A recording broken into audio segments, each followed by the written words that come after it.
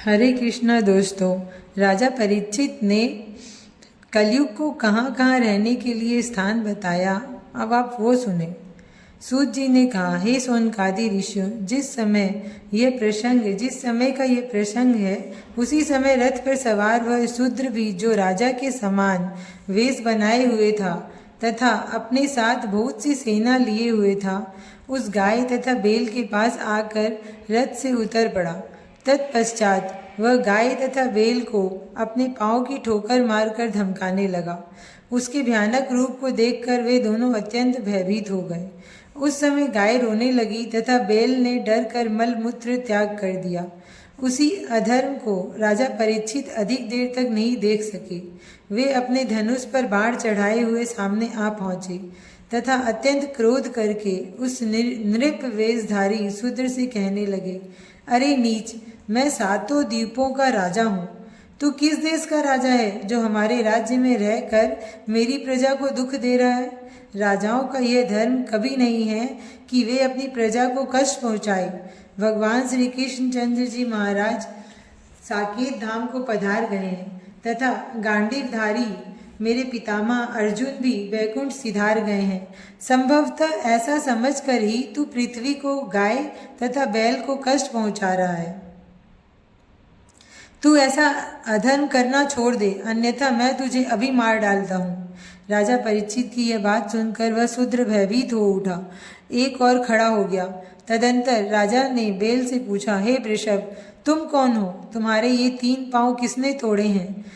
तुम कोई देवता तो नहीं हो जो मुझे भ्रम में डालने के लिए यहाँ आए हो?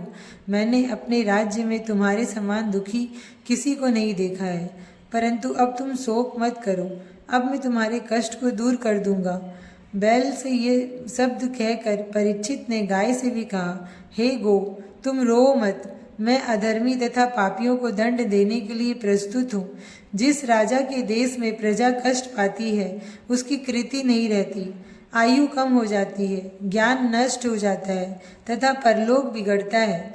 इसलिए राजाओं को यह चाहिए कि वे अपने राज्य में निवास करने वाले दुखी जनों का दुख दूर कर दें। जो राजा इस धर्म को धारण करता है, उसे फिर किसी प्रकार का जप तप करने की आवश्यकता नहीं रह जाती। यह विचार कर अब मैं संसारी जीवों को दुख देने वाले इस शूद्र को मार डालूंगा। पृथ्वी से इतनी बात कहकर राजा परीक्षित ने बैल से फिर पूछा, तुम्हारे पांव किसने तोड़े हैं? मैं उसके हाथ कटवा लूंगा। मैं भगवान श्री कृष्ण चंद्र जी महाराज का दास हूँ। यदि तुम्हारा दुख दूर नहीं करूँगा तो मेरे वंश को दोष लगेगा। यदि कोई देवता भी मेरे राज्य में आकर किसी को दुख पहुँचाना चाहे तो मैं उसे भी मार सकता हूँ। फिर किसी मनुष्य की तो क्या शक्ति है जो मेरी प्रजा को किसी प्रकार का दुख पहुँचा सके। राजा परीक्षित की बात सुनकर बैल रूपी धर्म ने अपना मस्तक नीचा करके कहा, हे राजन, महाराज पांडु के वंश के राजा इसी प्रकार धर्मात्मा होते आए हैं। उनके राज्य में कभी किसी ने दुख नहीं पाया। आपके पितामह अर्जुन ऐसे धर्मात्मा हरि भक्त थे कि त्रिलोकीनाथ भगवान श्री कृष्ण चंद्र जी स्वयं उनके रथ के सारथी बने। अतः आपको भी यही उचित है कि आप दरिद्र तथा दुखी लोगों का सदैव ध्यान रखें। मैं स्वयं ये नहीं जानता कि मुझे किसने कष्ट पहुंचाया है। ऐसी स्थिति में मैं किसका नाम बताऊं? यही समझ लो कि मैं अपने प्रारब्ध का फल भोग रहा हूँ। संसार में यह बात पूर्ण रूपेण प्रकट है कि सब प्राणी अपने अपने अधर्मों के कारण दुख प्राप्त करते हैं। कुछ लोगों का यह भी कहना है कि दुख अपने मन के संकल्प विकल्पों का कारण होता है। इसके विपरीत कुछ लोग कहते हैं कि मनुष्य को सुख और दुख परमेश्वर की इच्छा से प्राप्त होता है। परंतु इस बात पर यूँ विचार करना चाहिए कि जो पूर्ण ब्रह्म परमेश्वर अपनी इच्छा से सब जीवों को उत्पन्न करते हैं, वे किसी को दुख क्यों देना चाहेंगे? अतः इस संबंध में भगवान को दोष देना उचित नहीं है। मुझे यही कहना है कि अधर्म करना भी मनुष्य के बस की बात नहीं है, क्योंकि मनुष्य की इच्छा शक्ति के कारण ही सब काम नहीं हो जाते। कुछ लोग ये कहते हैं कि दुख तो शत्रु द्वारा प्राप्त होता है, मित्र कभी दुख नहीं पहुंचाता।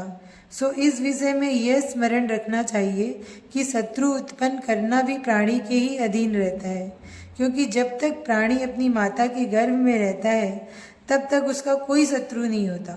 बड़ा होने पर अन्य लोगों से विरोध करके वह स्वयं ही अपने शत्रु उत्पन्न कर लेता है। इन सब बातों पर विचार करने के कारण मैं किसी को अपना शत्रु कहकर उसका नाम नहीं बतला सकता। उसे आप अपनी बुद्धि से ही समझ लें। राजा परीक्षित ने बैल रूपी धर्म द्वारा इन बातों को सुनकर अपने हृदय को पवित्र कर भगवान श्री श्याम सुंदर जी के चरण कमलों का ध्यान किया। उस समय उन्हें यह विदित हो गया कि बैल के रूप में धर्म, गौ के रूप में पृथ्वी और राजा का वेश बनाए हुए शूद्र के रूप में कलयुग यहाँ उपस्थित है, तथा इसी कलयुग ने धर्म के पांव तोड़े हैं और पृथ्वी को दुखी किया है। इस पृथ्वी के स्वामी तथा रक्षक पृथ्वीनाथ श्री कृष्णचंद्र जी परलोक सिधार गए हैं। उन्हीं के दुख में पृथ्वी व्याकुल हो रही है। पापी का नाम लेने से पाप लगता है तथा धर्मात्मा का नाम लेने पर पुण्य होता है। यही विचार कर बैल रूपी धर्म ने अपने शत्रु कलयुग रूपी पापी का नाम नहीं बताया था। राजा परीक्षित को भी यह ज्ञात हो गया कि पहले धर्म के 4 पांव में पाप अधिक बढ़ जाने के कारण उसके तप, दया एवं क्षमा रूपी 3 पांव टूट गए हैं। इसका परिणाम यह हुआ है कि मनुष्यों में अहंकार भर गया है। वे मदिरा पान तथा पर स्त्री गमन करने लगे हैं। धर्म का जो शत्रुपी केवल 1 पांव शेष बचा है, उसे भी यह कलयुग अब तोड़ देना चाहता है। इन बातों का ज्ञान होते ही राजा परीक्षित अत्यंत क्रोध पूर्वक तलवार उठाकर कलयुग को मारने के लिए दौड़ पड़े। जब कलयुग ने यह देखा कि यह धर्मात्मा राजा क्रोधावेश में मेरे प्राण लेना चाहता है और मुझ में इससे युद्ध करने की भी सामर्थ्य नहीं है, तब वह अपने प्राणों की रक्षा निमित्त राजा परीक्षित के चरणों पर गिर पड़ा तथा हाथ जोड़कर विनती करने लगा। राजा ने जब उसे शरण में आया हुआ जाना, तब वे दया तथा धर्म का विचार कर द्रवीभूत हो गए। उन्होंने अपनी तलवार को नीचा कर लिया। तत्पश्चात वे कलयुग से कहने लगे, हे कलयुग, जहाँ तक मेरे पितामह राजा युधिष्ठिर तथा महामना अर्जुन का राज्य था, वहाँ तक तुझे प्रवेश नहीं करना चाहिए। तू अधर्मी तथा पापी लोगों का साथी है। अतः तू जिस देश में रहेगा, उस देश के राजा का मन धर्म से विमुख हो जाएगा। तू लालच, अहंकार, झूठ, कपट, कलह, काम, क्रोध एवं मोह से परिपूर्ण है। अतः भरत खंड में जहाँ तक मेरा राज्य है, वहाँ तक तू मत रह, ताकि मेरे राज्य के सब लोग बराबर धर्म कर्म करते रहें। इस भरत खंड में जप, तपादि एवं परमेश्वर का पूजन करने से के कारण मनुष्य अनेक प्रकार के सुखों का उपभोग करने के पश्चात मुक्ति पद को प्राप्त करते हैं। यदि ऐसे स्थान पर तू रहेगा और अपना उपद्रव मचाएगा, तो यहाँ के लोग भी पापी तथा अधर्मी हो जाएंगे। इसलिए तू मेरी आज्ञा अनुसार कार्य कर, अन्यथा तेरे प्राण बचना कठिन है। राजा परीक्षित की इस आज्ञा को सुनकर कलयुग ने हाथ जोड़कर विनय करते हुए कहा, हे राजन, आप धर्मात्मा एवं न्यायकर्ता हैं, अतः अब आप मेरी प्रार्थना पर भी कुछ ध्यान दीजिए। पितामह ब्रह्मा जी ने सतयुग, त्रेता, द्वापर तथा कली इन 4 युगों को बनाकर प्रत्येक युग की अवधि निश्चित कर दी है। इनमें सतयुग, त्रेता तथा द्वापर तो अपनी अवधि को पूर्ण कर चुके हैं। अब मैं कलयुग ही शेष रह गया हूँ। मेरे शासन करने का समय अब प्रारंभ हुआ है और आप मुझे ये आज्ञा दे रहे हैं कि मैं आपके राज्य में निवास न करूँ। आपका राज्य 7 द्वीपों में फैला हुआ है, अतः अब आप ही मुझे बताइए कि मैं कहाँ जाऊँ। इसके अतिरिक्त आप यह भी स्मरण रखें कि पितामह ब्रह्मा जी ने 4 युगों की जो अवधि निश्चित कर रखी है, वह किसी प्रकार भी मिटाई नहीं मिट सकती। दूसरी बात यह कि आपने मेरे अवगुणों पर तो विचार कर लिया, परंतु मेरे गुणों की ओर भी दृष्टिपात नहीं किया। मुझ में एक गुण सबसे अधिक है। सतयुग में यदि किसी राज्य में कोई एक मनुष्य भी पाप करता था, तो उसका दंड राज्य के सब लोगों को भोगना पड़ता था। त्रेता में एक मनुष्य के अधर्म करने पर उसका फल गांव भर को मिलता था। इसी प्रकार द्वापर में एक व्यक्ति के अधर्म करने का फल पूरे परिवार को उस पाप के भागी बनकर दंड उठाना पड़ता था। परंतु कलयुग में जो मनुष्य पाप करता है, मैं केवल उसी को पकड़कर उसके पाप करने वाले अंग को दंड देता हूँ। अन्य युग में मानसी पाप करने पर भी मनुष्य को उसका दंड भोगना पड़ता था, परंतु मेरे युग में मानसी पाप होता ही नहीं है। यहाँ मानसी पुण्य का फल अवश्य मिलता है।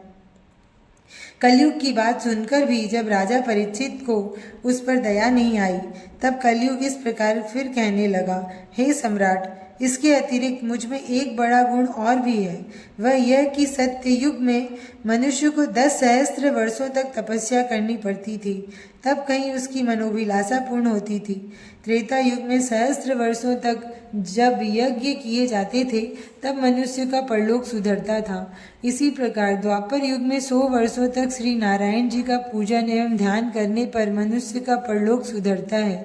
परंतु मेरे राज्य में यदि कोई व्यक्ति सच्चे हृदय से एक क्षण के लिए भी भगवान श्याम सुंदर को ध्यान करता है तथा उनकी लीला कथाओं को सुनता है, तो वह अनेक जन्मों के पापों से छूटकर उसी समय अपना मनोरथ प्राप्त कर लेता है।